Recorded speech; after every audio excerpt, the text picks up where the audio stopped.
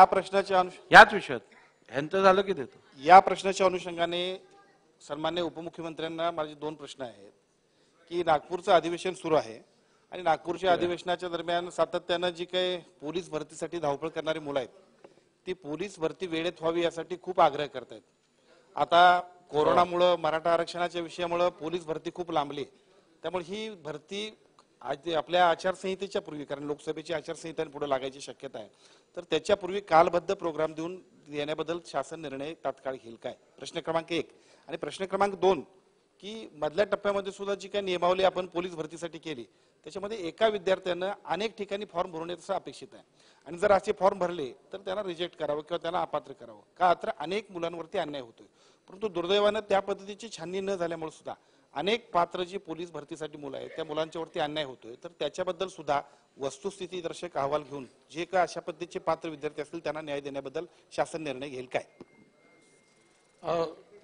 माननीय अध्यक्ष महोदय, कोरोनाच्या काळामध्ये पोलीस भरती न झाल्यामुळे एक मोठा बॅकलॉग आपल्याकडे त्या ठिकाणी पोलीस भरतीचा होता आणि जवळपास 23,000 पोलिसांची भरती आपण आता पूर्ण केली आहे.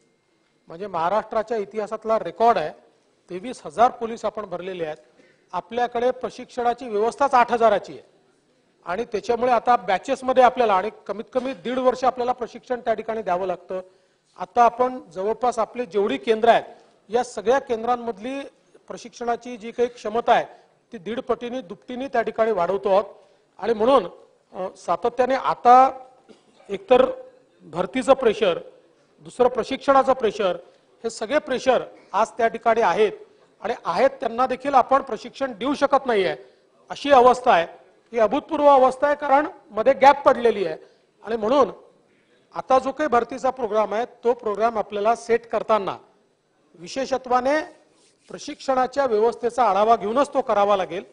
आता आपल्याकडे जी काही वॅकन्सीची पोझिशन आहे ती आता बऱ्यापैकी खाली आलेली आहे, पण मी माननीय सदस्यांना या ठिकाणी आश्वस्त करू इच्छितो की माझ्याकडे काही लोक आले होते, त्यांचं म्हणणं होतं की किमान तुम्ही आमचे फॉर्म्स घेऊन ठेवा आणि मग नंतर तुम्ही वाटल्यास 6 महिन्यांनी 8 महिन्यांनी जरी पुढचं केलं तरी देखील आम्हाला त्याचा फायदा होईल.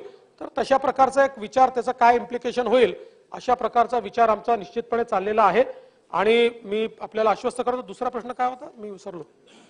दुसरा काय विचारलं? हा दुसरा मुद्दा जो आहे हा देखील महत्वाचा आहे की काही लोक अनेक जिल्ह्यांमध्ये त्या ठिकाणी फॉर्म्स भरतात, तर आपला आता प्रयत्न असणार आहे कारण आपण जिल्ह्यात भरती करतो त्यामुळे त्यांनी त्यांच्या जिल्ह्यातच किंवा एका जिल्ह्यात फॉर्म भरावा अशा प्रकारची आपली अपेक्षा आहे. अध्यक्ष महोदय, सन्माननीय सदस्य यामिनीताईंनी जो प्रश्न विचारला होता शक्ती कायद्याच्या बाबतीत, त्याच्या बाबतीत अध्यक्ष